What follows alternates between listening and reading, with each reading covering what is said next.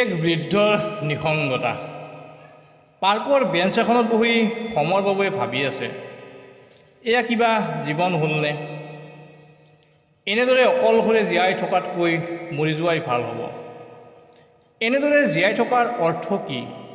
কেৱল নিজেই কষ্ট পোৱা নহয়, আনকো কষ্ট দি আছোঁ। তাৰ উপৰিও বিভিন্ন শাৰীৰিক সমস্যাৰ বোজা, যাৰ আশ্ৰয়ত জীৱনৰ বাকী দিনবোৰ অতিবাহিত কৰিম বুলি ভাবিছিলোঁ, তেওঁ মোৰ পৰা আঁতৰি গ'ল। গতিকে জীয়াই থাকি কি লাভ হ'ব? সময়ৰ বাবে তেনেদৰে ভাবি থাকোঁতেই বিনোদবাবু আহি সমৰবাবুক মাত লগালে।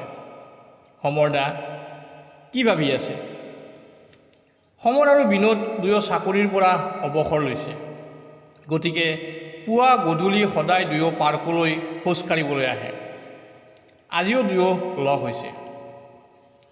বিনোদবাবুৰ প্ৰশ্নৰ উত্তৰত সমৰবাবুৱে ক'লে, তোমাৰ বৌয়েৰাই মোক অকলশৰীয়া কৰি থৈ এৰি গ'ল।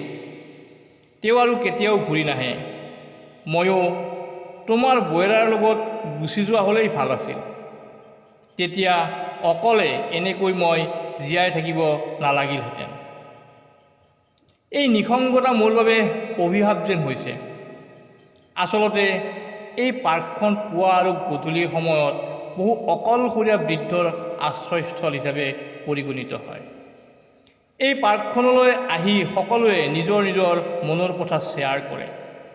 কাৰ যে কিমান কাহিনী আছে, খোৱা বোৱা, চিনেমা চোৱা, থিয়েটাৰ চোৱাৰ উপৰিও নিজৰ ঘৰৰ সুখ দুখৰ কাহিনীবোৰ। এই পাৰ্কখনত সমবয়সীয়া লোকসকলে নিজৰ বাবে এখন সুকীয়া পৃথিৱীৰ সৃষ্টি কৰিছে। সমৰবাবুৰ দুখৰ ভাৱ দেখি বিনোদবাবুৱে ক'লে, সমৰদা, বৌ আজি আপোনাৰ কাষত নাই বাবে আপুনি অকলশৰীয়া যেন অনুভৱ কৰিছে। আপুনি জীৱনৰ 40টা বছৰ বৌৰ সৈতে থাকিল। বৌৰ লগত অতিবাহিত কৰা এই 40টা বছৰৰ অযুত স্মৃতি আপোনাৰ মনত আছে। এই স্মৃতিবোৰৰ মাজত দুয়ো ভাগ কৰি লোৱা সুখ দুখৰ স্মৃতিবোৰো আছে। এই স্মৃতিবোৰে আপুনি জীয়াই থকাৰ সম্বল হ'ব পাৰে।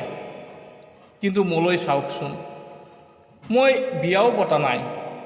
প্ৰিয়জনৰ লগত কটোৱা কোনো সুখৰ মুহূৰ্ত মোৰ স্মৃতিত নাই। জীৱনৰ আন কোনো মৰম লগা স্মৃতিও নাই। গোটেই জীৱন মই কেৱল নিজৰ বাবেই জীয়াই থাকিলোঁ। চিৰদিনৰ বাবে এক অকলশৰীয়া জীৱন কটালোঁ। কিন্তু আপুনি নিজকে অকলশৰীয়া বুলি কয়। কিয় এনেকৈ ভাবিছে সমৰদা?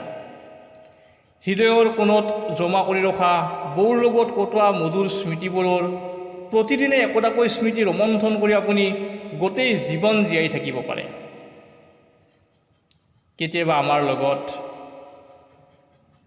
কেতিয়াবা বাগিচাত কাম কৰি, কিতাপ পঢ়ি আপুনি সময়বোৰ অতিবাহিত কৰিব পাৰে। তেনেতে হঠাতে ৰাস্তাৰ সিপাৰে থিয় হৈ থকা সৰু ল'ৰা এটালৈ চাই বিনোদবাবুৱে ক'লে, জাননে সমৰদা, মই সিদিনা সেই সৰু ল'ৰাটোক সুধিছিলোঁ, পঢ়া শুনা নকৰাকৈ সি কিয় ভিক্ষা কৰি ফুৰিছে। উত্তৰত সি কি ক'লে জানেনে? সি ক'লে, বাবু, যাৰ এই পৃথিৱীত পিতৃ মাতৃ নাই, কওকচোন তেওঁ ভিক্ষাৰ বাহিৰে আন কি কৰিব পাৰে? মোক কোনে খুৱাব? আপোনাৰ দৰে বাবুসকলে কয়, মই কিয় ভিক্ষা খুজিছোঁ। কিন্তু কোনেও এনেকৈ নকয়, মোৰ ঘৰলৈ ব'ল, তোৰ পিতৃ মাতৃ নাথাকিল কি হ'ল, মই তোক খাদ্য দিম, তোৰ সকলো দায়িত্ব মই ল'ম। সমৰদা, আপুনি কেৱল আপোনাৰ নিসংগতা দেখিছে। অনুভৱ কৰক সেই সৰু ল'ৰাটোৰ নিসংগতা, যে জন্মৰ পৰাই পিতৃ মাতৃক হেৰুৱাইছে। তেওঁৰ আপোনাৰ দৰে সুখৰ স্মৃতি নাই আৰু কোনো আশ্ৰয়ো নাই, যাক আঁকোৱালি লৈ সি ডাঙৰ হ'ব পাৰিব। গতিকে এতিয়াৰ পৰা অকলশৰীয়া অনুভৱ কৰাৰ আগতে এই সৰু ল'ৰাটোৰ নিসংগতাৰ কথা এবাৰ ভাবিব। তেতিয়া আপুনি আৰু কেতিয়াও অকলশৰীয়া অনুভৱ নকৰিব। আচলতে আপুনি জানেনে সমৰদা, আমি যেতিয়া নিজৰ সুখ দুখৰ কথা ভাবোঁ তেতিয়া আমি ভাবোঁ যে আমাতকৈ দুখী আৰু কোনো নাই।